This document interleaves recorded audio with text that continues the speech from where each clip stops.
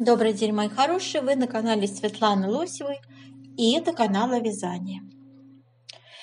Если вы приверженец стиля минимализма, предпочитаете неброскую, спокойных оттенков одежду с минимумом количеством украшений, узоров, то этот изящный джемпер для вас. Подобрала вот такой интересный на просторах интернета джемперочек и решила сделать по нему мастер-класс. Нарисовала схему вот этой косы, интересной такой. Коса такая у нас будет, состоящая, многоступенчатые такие, ей характерны многоступенчатые переплетения. Вот, нарисовала схему, обращаю ваше внимание, что у рукавчика и коса по спинке и переду будут разные интервалы вот этих переплетений, да, то есть у нас будет сегодня присутствовать целых две схемы, но они вяжутся в принципе одинаково, здесь больше лицевой глади, да, то есть интервал переплетений другой. Обращаю ваше внимание на высокую планку по вырезу горловины. Это практически можно было бы назвать свитером, да, очень красиво это смотрится, мне просто, бесподобно, мне это приятно созерцать. Я не знаю, я, наверное, в последнее время как-то немного стала склоняться к таким вот моментам. Знаете, в изделии что-то должно быть особенно такой, знаете, изюминкой, да, вот изюминка этого джемпера, вот этот высокий ворот, я бы так его назвала, вот эта вот высокая планка по вырезу горловины, это изюминка, я не знаю, мне так кажется, не коса, нет, а вот именно вот эта вот верхняя планочка, она вот такой вот прям стиль держит этого джемпера. Так, в сегодняшнем мастер-классе у нас будет разбор пряжи, спиц, затем мы с вами свяжем образец узора по вот этой схеме, сделаем расчет плотности, составим с вами описание с 42 размера по 52 размер. Дорогие рукодельницы, я очень рада, что вы зашли на мой канал. Если вы впервые на моем канале, пожалуйста, не забудьте подписаться. На моем канале много интересных мастер-классов по вязанию спицами и крючком. И их будет еще больше. Вы будете узнавать о новинках моего канала сразу же. Не забудьте поставить лайк под видео. Это поднятый вверх пальчик. Ваши лайки повышают рейтинг видео. И это не пустые слова. И к тому же, так видео попадает в вашу папочку понравившихся, и вы никогда его больше не потеряете. Оставляйте, девочки, за собой право менять конструкцию, компоновку узора. То есть вы можете сделать, в принципе, вот этот джемпер очень напрашивается на классический такой вариант. То есть рукавчик с окатом, да, вот, и все отсюда вытекающие моменты. То есть немножечко изменить конструкцию в области рукава, я считаю, можно. Но опять-таки у нас у всех разный вкус, да? Кто-то хочет классику, у кого-то вот этот современный стиль, свободный такой, знаете, свободный, широкий. Кому-то он очень нравится. То есть, опять-таки, на вкус и цвет хозяина нет, сами знаете, да? Давайте сейчас посмотрим с вами пряжу, которую я предлагаю. Итак, для вязания, я предлагаю пряжу Yarn Art Super Merino. Очень хорошего качества пряжа. Мне нравится мягенькая, полушерстяная. Это турецкая пряжа. Цвет 219, такой, знаете, молочный. 100 грамм 280 метров. 25% шерсть, 75% акрил. То есть тут больше, конечно, но она очень мягкая. Здесь больше акрила. Средней толщины ниточка.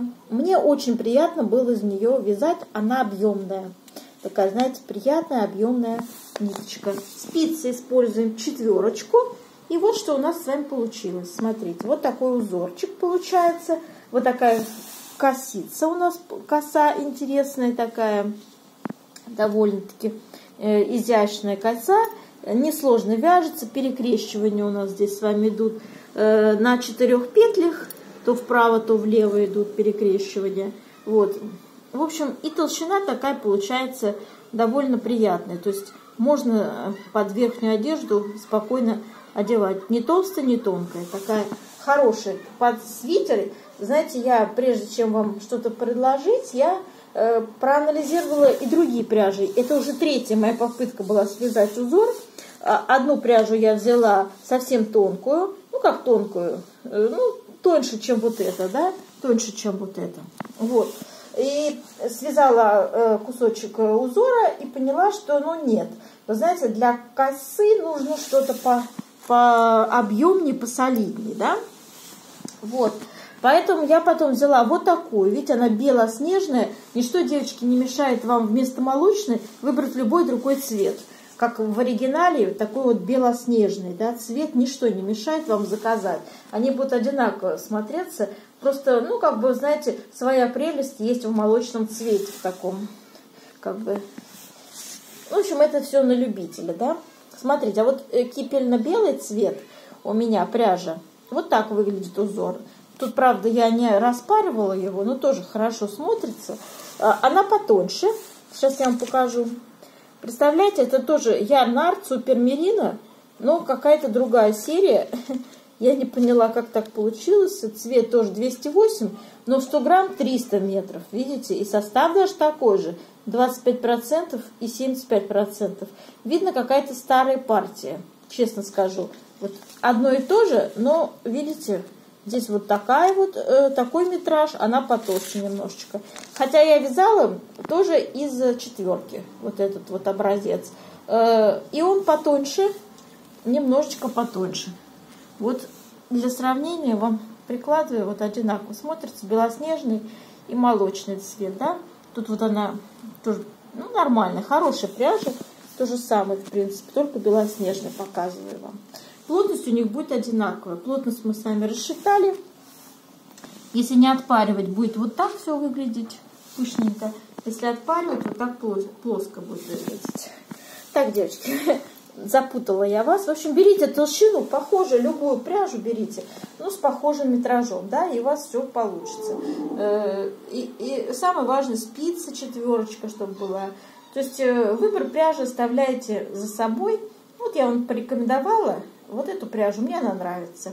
Вот такое, знаете, не толстое, не тонкое, самое что надо для данного свитерочка. А сейчас давайте посмотрим схему. Вот такая у нас получилась схема. Конечно, прошу прощения за несколько такой какой-то грязноватый вариант, да, но рисовала от руки, и, в общем-то, не художник я, да, рисовала в спешном порядке, скажем так, но здесь все понятно все равно. Пустая клеточка, девочки, это у нас лицевая петля. То есть весь этот узор, раппорт, выделенный зелененьким вот этим карандашом, это раппорт узора 10 рядов в высоту, 16 петель в ширину. Да? И вот эти вот вещи, это переплетение. То есть у нас начинается с вами в первом ряду переплетение, и через все ряды у нас идут эти переплетения. Вот это знак. Это переплетение 4 лицевых петель налево, и зеркально 4 петли перекрещиваются направо. И вот они тут повторяются у нас из ряда в ряд. В общем-то, я думаю, что это все понятно, да? Вторая схема выглядит вот таким образом. Это схема для рукава. То же самое, но между нашими элементами, вот я бы так сказала, вот этими, идет в 2 раза больше рядов. В 2 раза больше. То есть они намного, получается, реже будут вот эти переплетения идти. Это схема для рукава. Также 16 петелечек ширина раппорта и 20 рядов высота раппорта. Вот. Условное обозначение все те же, лицевые петли. Далее, выкройка у нас с вами есть. Выкройка, вот такая вот моя любимая классическая, со спущенным рукавчиком. Ну, она не любимая, конечно. Смотрите, здесь размеры не все стоят. Как всегда, у нас с вами разбор полетов будет. Вся расчетная часть у нас с вами будет идти в конце видео, минут 10 от конца видео, отматывайте и смотрите, там расчеты идут, распределение узоров идет, как я рассказываю, как петли распределяем на тот или иной размер. То есть, в общем, все там досконально я стараюсь вам объяснить. И вот это вот описание у нас выкладывается обычно под видео, да, вот это вот описание. На 42-44 составляем сегодня его, на 46-48, 50-52. Вот все здесь нюансы я как бы постаралась учесть. Если что-то не учла, то, наверное, вы и сами как бы уже сейчас мастера стали, все, кто со мной давно уже на канале. Я думаю, что вы уже и расчеты самостоятельно умеете делать, и, в принципе, всю вот эту специфику, всю эту технологию расчетную вы давно изучили. И из модели в модели она, в принципе, остается одна и та же. Правильно? Только там немножечко конструктивно что-то меняется.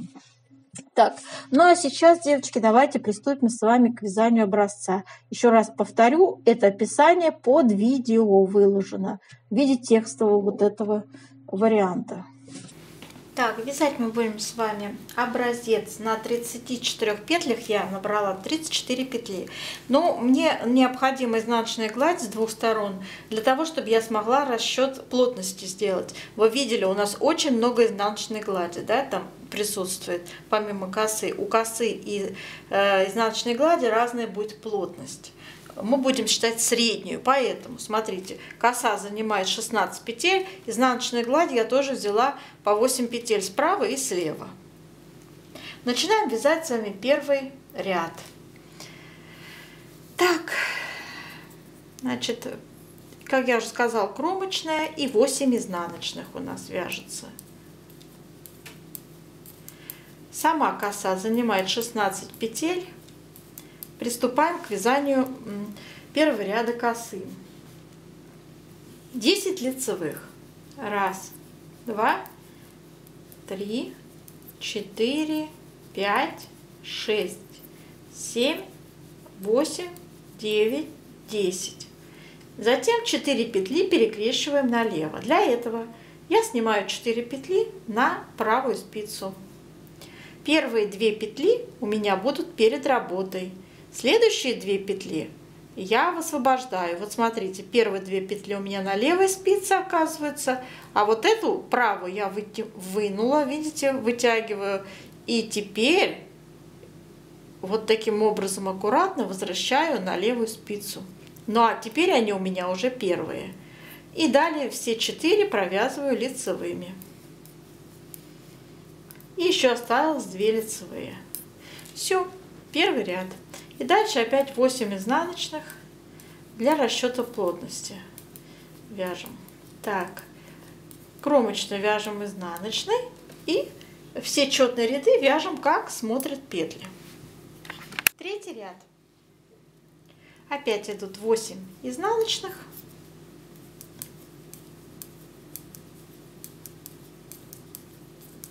Доходим до косы и вяжем. 8 лицевых. 1, 2, 3, 4, 5, 6, 7, 8. Затем 4 петли перекрещиваем налево. 4 петли снимаем на правую спицу. То есть то же самое делаем. Первые 2 перед работой, следующие 2 освободились. Они вот там за работой. И мы их с помощью правой спицы на левую возвращаем. И вяжем как 4 лицевые. И то же самое проделываем еще раз. 4 петли перекрещиваем налево. Также снимаем 4 петли на правую спицу. Первые 2 перед работой у нас, следующие 2 за работой. Поменяли местами и провязали как 4 лицевые. Все отлично. Связали, да, в косу. Далее 8 изнаночных идут. 4 ряд вяжем, как смотрят петли. 5 ряд. Опять 8 изнаночных у нас. Доходим до косы. Вяжем 2 лицевые, 4 петли, перекрещиваем направо. Снимаем 4 петли. Первые 2 за работой, следующие 2 высвобождаем перед работой, их размещаем вот так. И все 4 вяжем как 4 лицевые.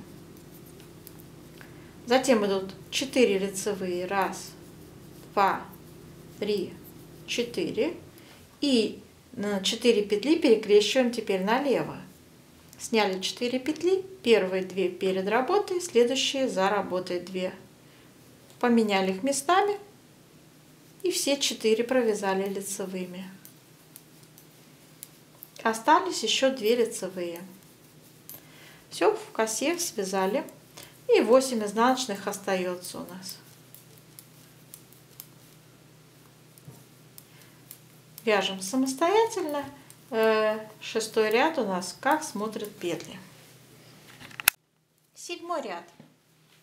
Опять 8 изнаночных. 1, 2, 3, 4, 5, 6, 7, 8. Приступаем к вязанию косы. Первые 4 петли перекрещиваем направо. Снимаем 4 петли. Меняем местами петельки. Первые 2 за работой, следующие 2 перед работой. Поменяли их вот так местами, перекрестили. Все 4 вяжем лицевыми. Следующие 4 петли также перекрещиваем направо. Снимаем 4 петли на правую спицу. Первые 2 за работой, следующие 2 перед работой. Поменяли местами, провязали 4, как 4 лицевые. И 8 лицевых осталось. 1, 2, 3, 4, 5, 6, 7, 8. Косу связали. Осталось 8 изнаночных. Самостоятельно вяжем. 8 ряд вяжем, как смотрят петли. 9 ряд вяжем. Значит, первые у нас идут 8 изнаночных. Затем перекрещиваем сейчас первые 2 лицевые в косе и перекрещиваем 4 петли направо. Вяжем. Смотрите, первые 2 за работой, следующие 2 перед работой. Вяжем как 4 лицевых. Все. И осталось еще в косе 10 лицевых. 1, 2, 3, 4, 5, 6, 7, 8, 9, 10. Все. И у нас еще 8 изнаночных. Смотрите, 10 ряд вяжете, как смотрят петли. И у нас с вами пойдет повтор раппорта с первого ряда. Вот этих наших переплетений небольших. В итоге у нас получится прекрасная, красивая, широкая коса, которую мы сейчас должны сделать расчет плотности, вот, чтобы дальнейшие расчеты вести. Так, смотрите. Берем горячий пар. И горячим паром наш образец обдаем.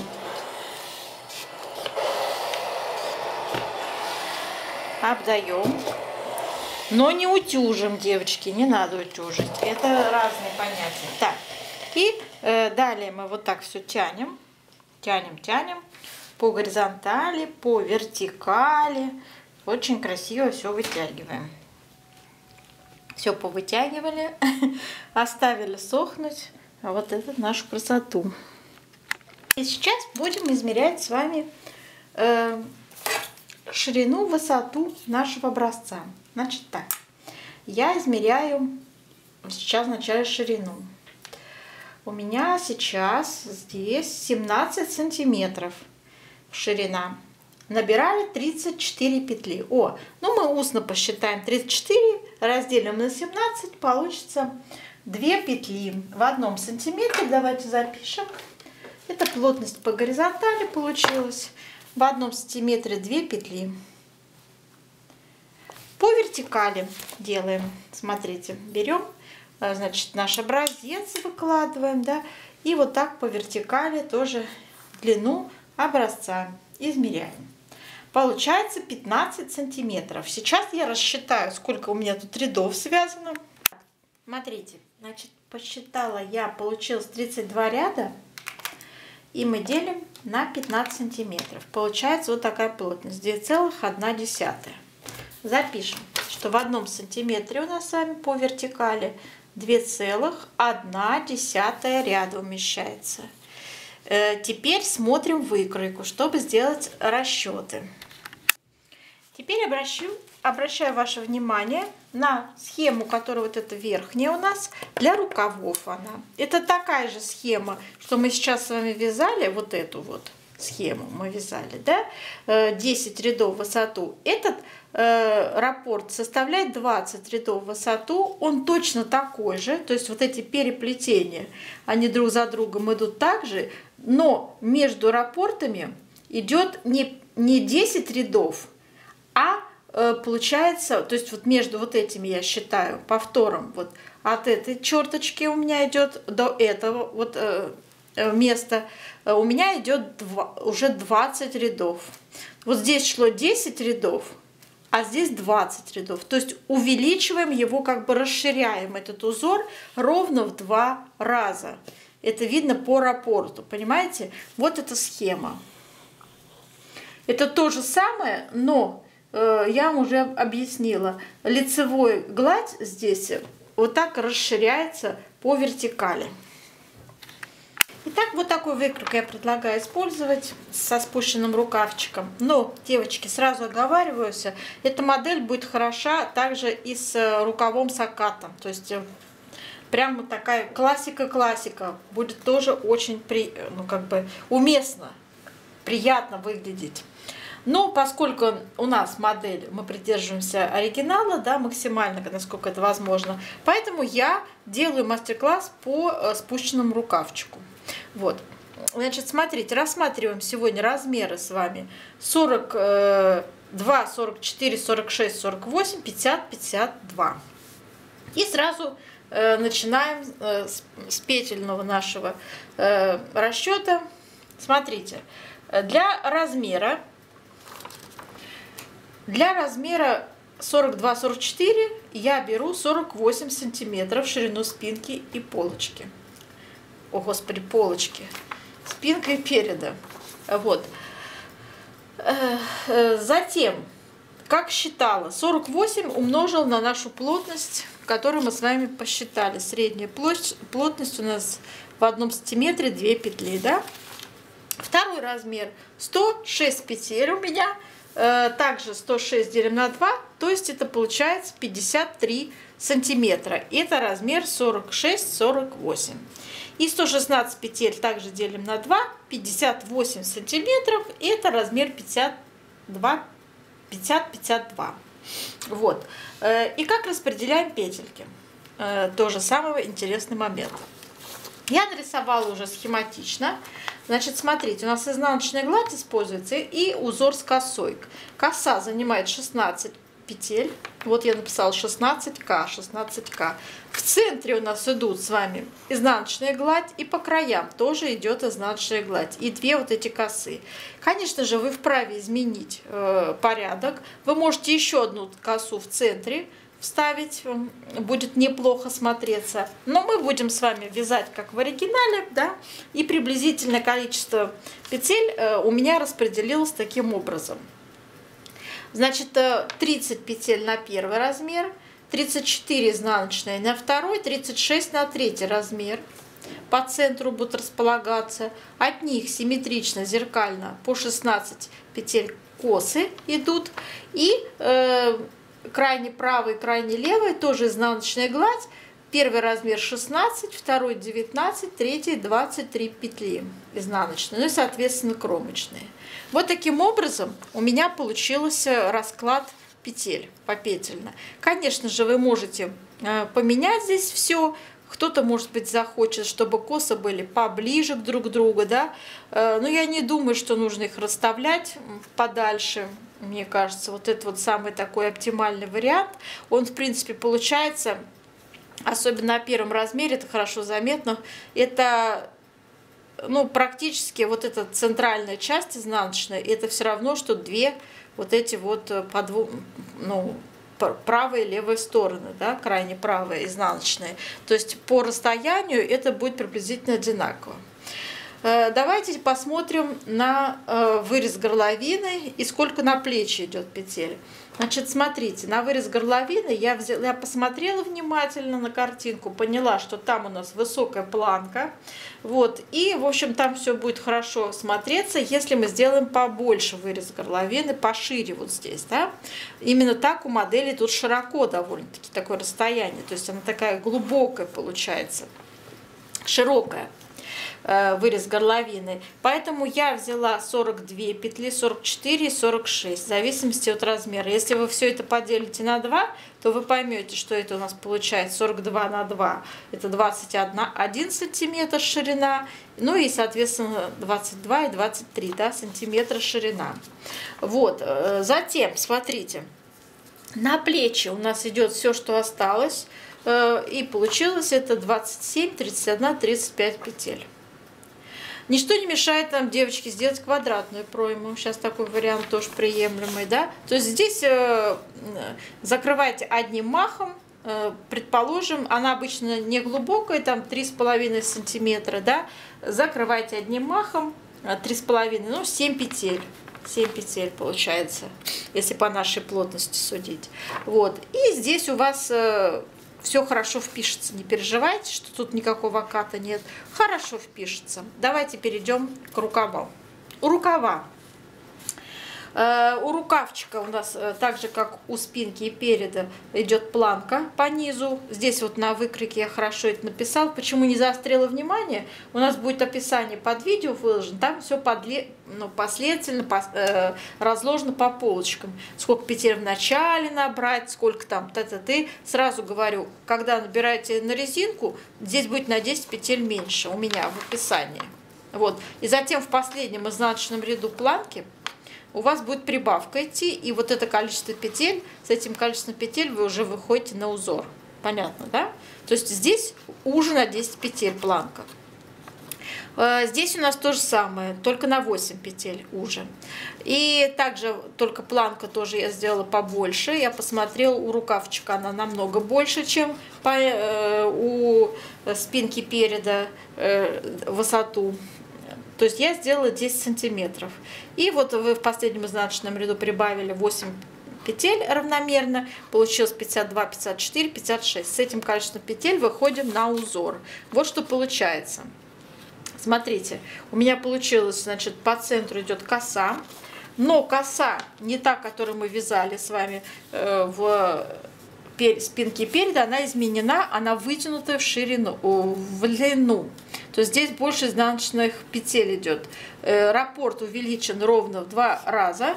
И вот здесь лицевая гладь между нашими переплетениями значительно больше в 2 раза. То есть не значительно больше, а в 2 раза ровно. То есть там, где, я уже объясняла, там, где у нас шло 10 рядов между вот этими переплетениями, вот видите, 1, 2, 3, 4, 5. Это у нас лицевые ряды плюс изнаночные. Это 10 рядов между вот этими схожими переплетениями, между раппортами, да. То здесь 20 их. Тут 1, 2, 3, 4, 5, 6, 7, 8, 9, 10. Видите? И пошло уже заново повтор. Имейте это в виду. То есть 20 рядов идет. Вот. Эта коса у нас используется для рукавчика. И 16 петель она также занимает в ширину. Соответственно, значит, по 17 петель у меня изнаночная гладь получилась, и здесь кромочные. Вот, это на первый размер. На второй аналогично считаем 54, да, ну то есть здесь будет на 2 петли больше, 18 и 18 изнаночных, и 19 и 19 изнаночных. Вот, у меня так получилось. Давайте проверим, а то вдруг я ошиблась. Итак, 34 плюс 2 кромочные плюс 16. Сколько? 52. Все отлично. Все правильно сделала. Я первый размер сейчас проверила. Затем, смотрите, высота проймы у нас идет 18, первый размер, 22, 22, третий размер. Сантиметра, соответственно. И здесь у рукавчика то же самое. 18 ширина, 20, 22. Это половинчатые размеры. Мы, конечно, в 2 раза их увеличиваем. Вот. И умножаем на плотность по вертикали, по горизонтали. И получается, я чуть-чуть поменьше сделала, поскольку здесь одна коса идет, а не две, да, я сделала, значит, на свое усмотрение, здесь будет плотность немножко другая по горизонтали, я сделала поменьше, то есть неровно. Я сделала 70 петель первый размер, 78 второй и 84 петли я сделала третий размер. То есть не 2 петли в 1 сантиметре там получается, а чуть меньше. И смотрите, что получается. Сейчас ввожу понятие вертикальной плотности. Кто еще не знает, что это такое, девочки. Вот эту длину рукава, она у вас, конечно, будет индивидуальная на все ваши мерки. То есть вообще, в принципе, здесь все мерки должны быть стоять ваши индивидуальные. Я это как урок рассказываю, но он основан на реальных событиях, скажем так. То есть это соответствует размерам, вот только с ростом, рост у нас у всех разный, да, то есть и длина рукава, соответственно, будет другая. Здесь я беру средний рост, и первый размер у меня длина изделия 58 заложена. Второй размер 59, третий 60 сантиметров длина изделия полностью. Вот. У рукава заложена общая длина 46,5 сантиметров. Усредненный такой показатель. Соответственно, считать будете для себя индивидуальную длину рукава, но имейте в виду, я вам для примера рассказываю. Отнимаю 10 сантиметров планки, и скос нашего рукава будет формироваться на длине 36,5 сантиметров. Сразу ввожу понятие вертикальной плотности. Вот этот показатель 36,5 сантиметров я умножаю на нашу плотность по вертикали. В 1 сантиметре 2,1 ряда. И получаю 76 рядов.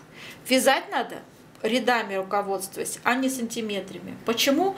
После стирки любое трикотажное изделие, независимо от пряжи, дорогое или там какое-то элитное, изделие вытягивается. Это вообще, в принципе, это природой заложено, да, скажем так, кто не понимает.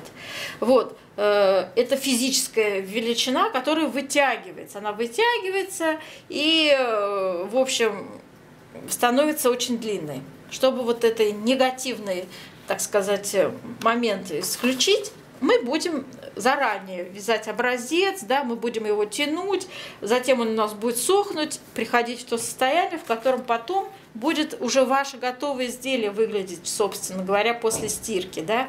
Поэтому, пожалуйста, вот мы перевели в 76 рядов и закладываем сейчас прибавки. Равномерные должны быть прибавки. Из большего числа вычитаем меньшее, получаем разницу, да, и разницу делим на 2 скоса. Получилось по первому размеру 9 петель, по второму 12 петель, по третьему 14 петель, по каждому скосу прибавка идет. Одновременно делаются прибавки и равномерно. Вот эта равномерность достигается таким действием. Смотрите, 76 рядов делим на 9 петель. Получаем 76 делим на 9, получаем вот такое число.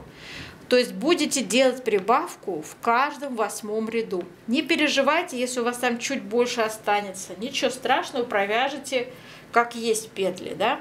Достигнете вы чуть-чуть раньше, да, вот этой величины. Но 76 рядов должно быть у вас в длину, сколько вы заложили, по-любому. На второй размер у меня 12 петель в каждом 6-м, на третий 14 петель в каждом 5-м ряду прибавка. Все. Теперь перехожу опять сюда к спинке и переду. Здесь то же самое. Каждый вертикальный размер переводите в ряды. Вот у меня от планки до проймы стоит величина 35, 34, 33 сантиметра. Вот 35 сантиметров я обязательно переведу в ряды с помощью вертикальной плотности. 35 я умножу на 2,1. получу 74 ряда, девочки. Всегда четное число пишется. Вот. И вязать я буду 74 ряда. Да, я буду смотреть именно 74 ряда, и потом, когда свяжу от планки 74 ряда, вот здесь поставлю метку, буду знать, что здесь у меня начинается пройма. Буду вязать дальше, да. Смотрите, здесь на выкройке пройму я не нарисовала, но она по спинке тоже есть. То есть я ее тоже заложила. Там она у нас глубиной будет всего 2 сантиметра высотой. Это небольшая такая. Так что имейте это в виду. Вот, ну все там вот эти сантиметры я указала, в ряды перевела в описании под видео, которое вы будете смотреть. Я думаю, что все, кто действительно заинтересован связать это изделие, по моему объяснению сейчас все поняли, и все, я думаю, свяжут без проблем. Вот. К тому же у меня есть обучающий мастер-класс по расчету вязаного изделия. Тоже смотрите его, и, в общем-то, ничего сложного там нет. Тоже расчеты эти усваиваете, так сказать, простые арифметические действия, характерные для начальной школы. Думаю, любая мастерица их без труда освоит. Было бы желание, да? Ну, а сейчас, мои хорошие, я желаю вам удачи, желаю вам связать эту красоту удачно, то есть без всяких каких-то сложностей, неприятных моментов. И до новых встреч!